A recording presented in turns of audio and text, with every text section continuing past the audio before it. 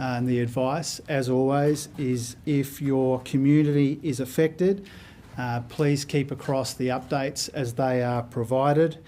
Please follow all of the advice from the authorities. Please don't try and drive through floodwaters. If it's flooded, forget it. Please look after yourselves and look out for one another. As always, Australians are there for each other when these natural disasters hit, and the Albanese government will be there for people as well. Just as there's heavy weather here in Australia, there's obviously heavy weather as well when it comes to the expectations for the global economy in 2023. We start 2023 with the right mix of optimism about our economy and the future, but realism about the global economic conditions that we will confront throughout the course of the year. We are optimistic about the future of our economy and the future of our country, but we are realistic that there will be a number of economic challenges come at us from around the world in the months ahead. As we've talked about before, will be impacted heavily by the war in Ukraine, by China's transition out of COVID-0, out of the turbulence and uncertainty that we're seeing in some of the world's major economies, particularly in the Northern Hemisphere, the trajectory and impact of rising interest rates here in Australia and around the world, as well as the economic consequences of these natural disasters that we have been talking about. So I think the best summary of the situation that we confront as we begin 2023 is this. We've got a lot coming at us, but we've got a lot going for us. We've got a lot coming at us from around the world, but we've got a lot going for us here in Australia in our Australian economy. And one of the things that we do have going for us is that we've got more and more Australians finding a job. In fact, in terms of jobs growth, this is the strongest start for a new government in terms of jobs growth on record. Since these records were first kept in the 60s, this is the strongest first 6 months of jobs growth data of any government here in Australia that we have on record. 234,000 more Australians found a job between May and November last year. That jobs growth of 1.7% is the fastest over that equivalent period of any new government on record. The three top governments for jobs growth in their first 6 months were the Albanese government, the Rudd government and the Hawke government. And it also, this jobs growth, it beats the record of new governments before it, and it also beats the jobs growth that we are seeing from the world's major advanced economies as well, and that's by some margin. But I think the most pleasing aspect of these jobs growth numbers is the context and the conditions that they were created in. As the global economy has been slowing, our jobs growth in Australia has been accelerating. Even as global conditions deteriorated in the back half of last year, even as our challenges grew, more and more jobs were created here in Australia, and we should be proud of that. We know that these headwinds will only grow stronger this year. We expect jobs growth to come off this pace a bit in the months ahead, and we won't be immune from a global slowdown. But having more Australians in work is one of the best defences we've got against these major global economic challenges. That and stronger wages as well. And we are also starting to see the beginnings of strong and sustainable wages growth in our economy, and that's very welcome and very pleasing too. So this is a strong start when you consider all of the challenges that we've got before us, but it's just the start. We do have plenty going for us, but we also have a lot coming at us. We inherited stagnant wages, and we're working to get them moving again. We inherited that broken energy market, and we're working to repair and renovate it for the modern world. We inherited a skills crisis, which we've begun investing to try and start to turn that around. And we inherited that budget, which is heaving with debt, and the budget in October was the foundations of repairing that over time. I think Australians know a couple of things. They know that 2023 around the world will be difficult.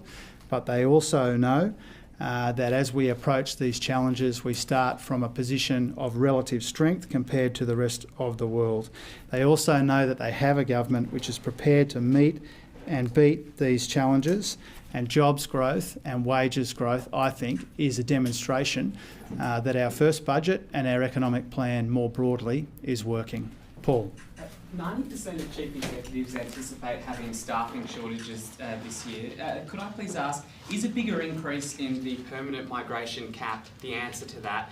And secondly, ABS arrivals data is showing that net migration is likely to be much bigger than the 235,000 that Treasury projects. Does that show that Australia is relying too much on the temporary workforce of people visiting, which Labor criticised in opposition? Yeah, a couple of things about that, Paul. We've got serious skills shortages and labour shortages in our economy, and they are acting as a handbrake on our economy. I speak to employers right around Australia, and many of them would like to employ more people if they could find people with the right mix of skills and abilities.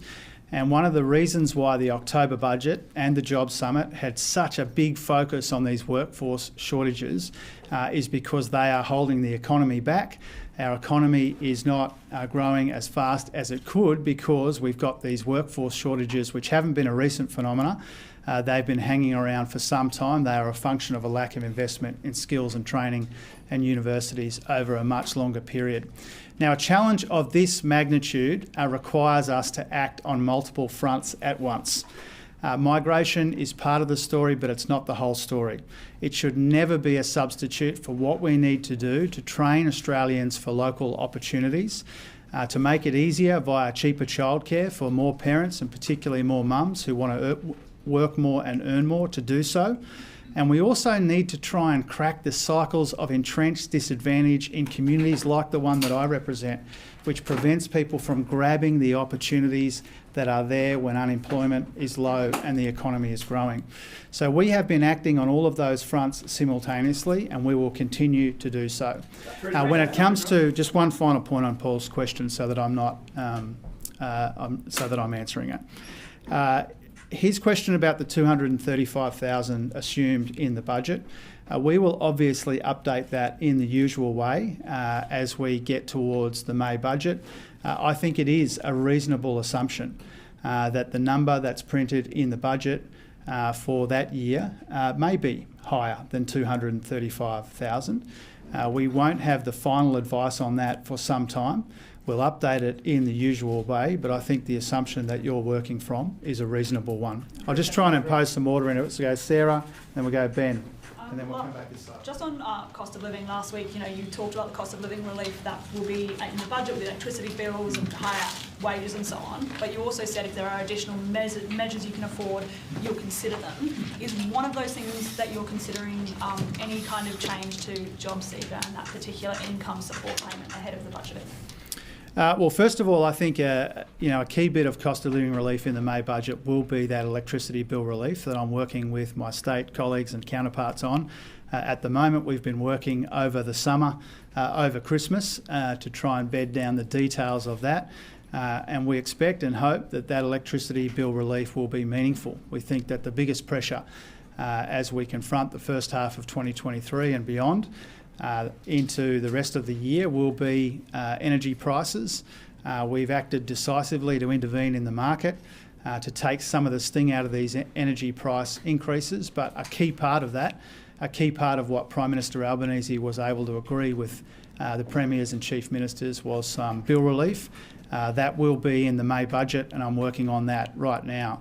Beyond that, as you foreshadowed in your question, clearly we will do what we can, when it's responsible and sensible and affordable to provide cost of living relief. None of these proposals which are put to us and which we listen to respectfully come without a hefty price tag, and my job is to try and make it all add up in the context of $1 trillion of debt and all of those other budget pressures. We've already had a meeting of the committee which we put together as part of the negotiations around the industrial relations changes under Jenny Macklin's leadership with a heap of great people, experts and advocates. That group has already met once when it comes to the adequacy and otherwise of social security payments. They will report to us at some point. As a Labor government, you would always like to do more, but we have to weigh that up against the fiscal and economic realities as well, and that's the job that we'll do between now and May. Treasurer, given China's reopening in recent months, are you expecting to upgrade your economic forecast going forward? Not the current expectation. Haven't had a new set of economic forecasts in total, a comprehensive set since the October budget. Whatever the Treasury provides will be a combination of what's happening in China, what's happening in the global economy more broadly. I think most of the commentary from the IMF and the World Bank, if anything, has gotten more pessimistic rather than more optimistic, and so that will be factored in as well. But in the usual way, we'll update the forecast between now and the May budget. There is a lot of uncertainty. Forecasting is a difficult task at the best of times, but especially at times like this. China will be a big part of the story, but there'll be other moving parts as well. You referenced that you expected the rate of jobs growth to slow or ease. Do you expect we will get to an unemployment rate with a 4 in front of it? And when might that occur? Well, the budget expects unemployment to hit around 4.5%. Which is obviously around a percentage point higher than now, but still quite low by historical standards. And if that number needs to be updated in the May budget, we'll update it. Unemployment right now in the middle threes is an extraordinary achievement for Australia. And as I said before, we are particularly pleased and proud that jobs growth in the first 6 months of the Albanese Labor government was stronger than any comparable period for any previous government on record. We want to see strong jobs growth, we want to see strong and sustainable wages growth along with it, and we need to deal with these skill shortages in our economy, and we're acting on all three of those fronts simultaneously. We'll go here, and then we'll go Ron, and then we'll go here, and then we'll go there. Treasurer, on those skills shortages, one of the ways the government's trying to get more people back into work is with cheaper childcare. But new figures out this morning show New South Wales is roughly 17,000 childcare workers short, 10,000 childcare workers short in Victoria. What's the point of something like a cheaper childcare subsidy or a greater childcare subsidy for families if they can't get their children into centres in the first place? And what more can the government do to increase those worker numbers? Well, we need to train more workers in the care economy and more broadly as well. You know, it's been clear for some time that we've got skills shortages in our economy acting as a handbrake on achieving our economic objectives. The care economy is going to be a huge employer in this country, whether it is early childhood education, aged care, disability care, right across the care economy. We need to train more workers. We understand that. Care economy workers are a big focus of our free TAFE places and our other investments in skills and training. Our childcare policy comes in the middle of the year. It will be a game changer when it does. And in order for Australian families to benefit completely from the changes that we are proposing and the billions of dollars that we are investing, is to make sure that we've got the workforce, and so that's why we're investing in training and skills as well. I think I said Ron and then here and then there.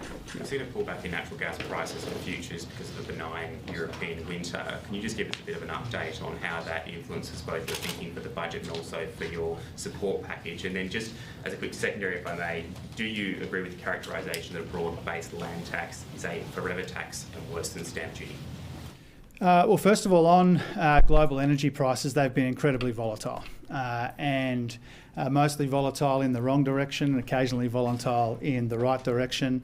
But most of the analysts expect that turmoil in global energy markets as a consequence of the war in Ukraine will be with us for some time, and that will have implications for prices, and that of course flows through to our own budget assumptions, our assumptions that inform our policy, and also commodity prices, which are a key part of our considerations in the budget as well.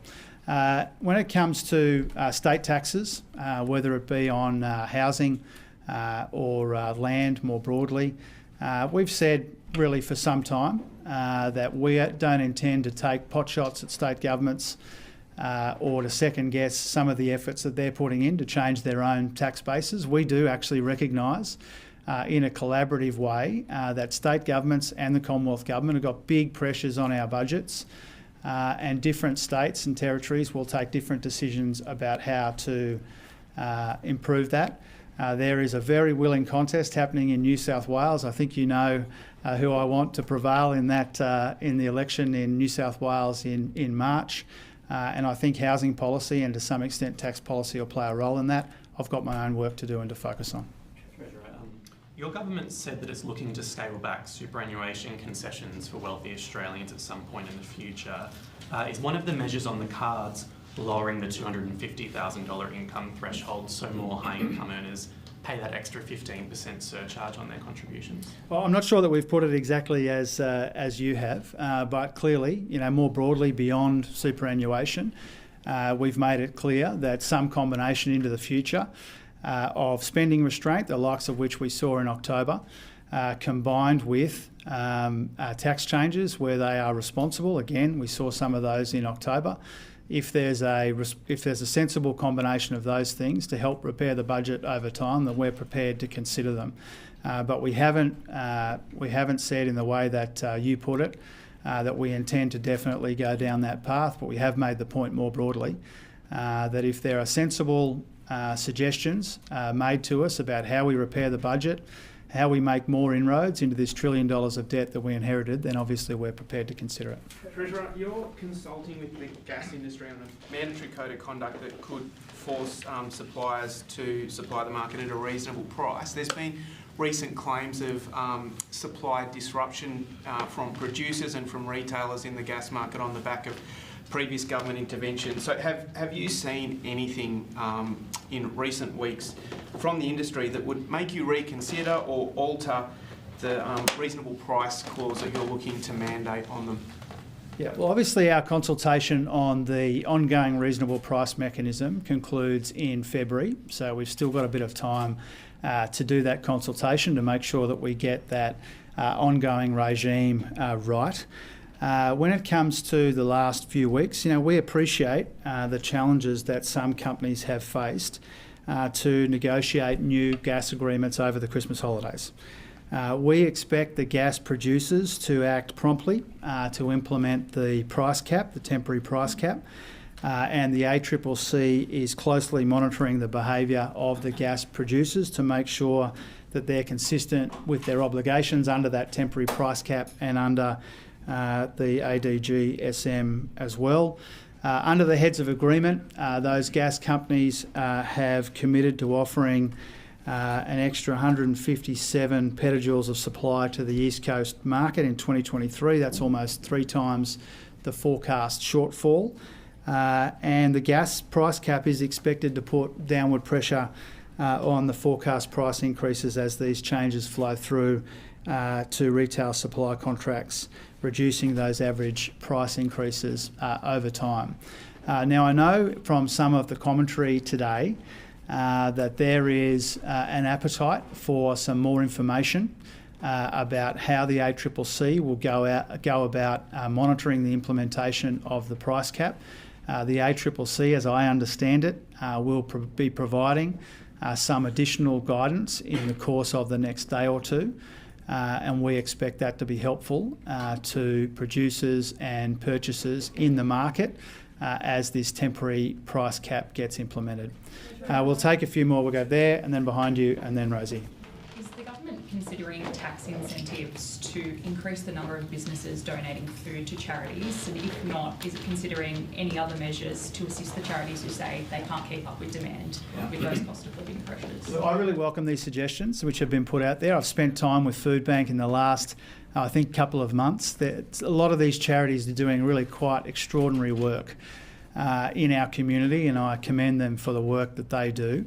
The situation is that already a lot of these charities can and businesses who donate to these charities can access tax breaks. As I understand it, some of the costs of transport, for example, are eligible for tax breaks.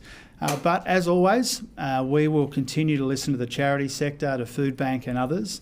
They put these ideas to us in good faith. They're doing amazing work in the community. and we will listen to them when they put these ideas forward. There are some tax breaks that exist already. There are a lot of businesses doing the right thing by Australians in communities right around the country, working with Food Bank and others, and we intend to be a willing partner in one way or another as they go about that important work. Treasurer, some economists say that the flip side of a tight labour market is that it can also drive interest rate rises. They also say that an 8th consecutive interest rate rise looks like it's on the cards next month. What's your message to Australians who are already doing it so tough? Well, we understand that Australians are doing it tough and that our economy has an inflation problem. And we don't have an inflation problem because wages are growing too fast. We have an inflation problem because of a war in Ukraine, supply chain pressures from COVID, and a decade of economic mismanagement, which has made us more vulnerable to these international shocks. So we understand that these pressures are coming at people from around the world, but they're felt around the kitchen table. And one of the best ways that we can address these cost of living pressures, so long as we go about it in a sustainable and responsible way, is to get that wages growth, which has been missing for too long, over a decade of deliberate wage stagnation and wage suppression. And so we will do what we can to provide responsible cost of living relief, electricity bills, cheaper early childhood education, a pay rise for aged care workers. These will all be in the budget in May. And if there are other steps that we can consider and that we can afford, then obviously we'll contemplate that as well. But wages growth is a really big part of the story when it comes to cost of living relief. We're really pleased to see the beginnings of that wages growth. It has been missing for too long. Somehow our predecessors had jobs growth without decent wages growth. And what we want to see is decent wages growth, decent jobs growth, dealing with these skills and labour shortages so that Australians who work hard can provide for their loved ones and get ahead. Rosie. Just back on gas, if customers can't get new or affordable contracts, aren't you going to be forced to reconsider the price cap? And can we confirm you're 100% committed to the cap for 12 months, or would you relook at it if you deem it necessary? Well, the price cap already has a review mechanism in it, 6 months into the operation of the cap. And so we did that quite deliberately because we wanted an opportunity to make sure it was working as we intended. And to make sure that it was appropriate. And so we've made that clear from the beginning. We've been upfront about that there will be a review as the price cap is implemented. And as I said before, there's a really important role for the ACCC here to monitor its operation. And clearly, in addition to that monitoring role, we will consult the ACCC and others in industry as the price cap rolls out and as it has its intended impact on prices. We might just take a couple more, so we'll go Claire, and then we'll go Rob, and then we'll go to the back. Thanks, Treasurer. Could you step us through the timeline for delivering that electricity bill relief a bit further? Where are negotiations at with the states, and when will that savings actually arrive for households? Yeah, so we've been working right over the Christmas break with the states and territories. As you know, from the agreement struck by the Prime Minister with the Premiers and Chief Ministers, is that it is unlikely to be exactly the same amount in every jurisdiction because it requires some element of state effort, and the price impacts of these energy price increases will be felt differently in different parts of Australia. And so we are putting together the jigsaw when it comes to this $1.5 billion of Commonwealth money to make sure that we get the benefits flowing to households and small businesses in a way that it's intended, in a way that takes some of the edge off these forecast price increases. So we're still talking to the states and territories. There will be meetings over the course of January and February. There's a National Cabinet meeting before long as well, and it will be included in its hopefully final form in the May budget. You can't do these things overnight when there's an element of complexity. There's an element of implementation challenges, but we've made it very clear that we intend to provide electricity bill relief this year to Australians doing it tough. It will be in the May budget, and it will be implemented as soon as possible after that. Thanks, Treasurer. The opposition today has said that the price caps for gas has sent the wrong message to the market. Instead of driving down prices, it's pushing it up because they're not able to secure, retailers aren't able to secure contracts. So it's having the wrong effect and it should be scrapped. What do you say to that? Well, it doesn't come as a big surprise, does it? I mean, the architects of a decade of energy policy chaos, who have made us more vulnerable to these international shocks that we're seeing right now, have absolutely no credibility when it comes to these issues. And the fact that they took the main architect of all of this energy policy chaos and made him the shadow treasurer, when it's one of the biggest challenges in our economy and it's caused by his failures over a longer period of time, I think is disappointing but not especially surprising. It has been known to everyone who's focused on this issue that the decisive action that we took by bringing the Parliament back late last year, implementing this price cap, the ongoing reasonable pricing regime, in addition to the electricity bill relief that we've been talking about. This is the product of a heap of work. It will take some implementing. It will take the ACCC playing a prominent role, and they will. But, I mean, the Coalition would like nothing to be done about higher energy prices. They're prepared to leave Australian households and small businesses and industries swinging in the breeze when it comes to these higher energy prices. We take a different approach to them on wages, on energy prices, and that is if there's something that we can responsibly and sensibly do, then we'll do it. And obviously this is no small thing, what we're doing. We've never pretended otherwise. There is a temporary price cap, there is an ongoing regime, there is relief for households and small businesses. The alternative put forward by the Coalition is to do absolutely nothing and to leave whole industries and communities to fend for themselves, and that's not our approach. Last one. Thanks, Treasurer. With Ukraine, is the government considering providing any more weapons to Ukraine, any further military aid? And given that we've seen the British government agree to supply tanks to Ukraine, there's a pattern of escalation here in terms of the potency of the weapons that Western governments are giving Ukraine. Does Australia need to consider giving tanks to Ukraine, perhaps? Well, we're already providing a lot of support to Ukraine, and like I think most of the world, we are incredibly impressed and inspired by the courage and the commitment shown by the Ukrainian people in resisting this heinous act of aggression. And we will always keep under review the kind of support that we provide Ukraine. I don't have an update for you on any further assistance that we may or may not be contemplating, but we have been providing a substantial amount of assistance.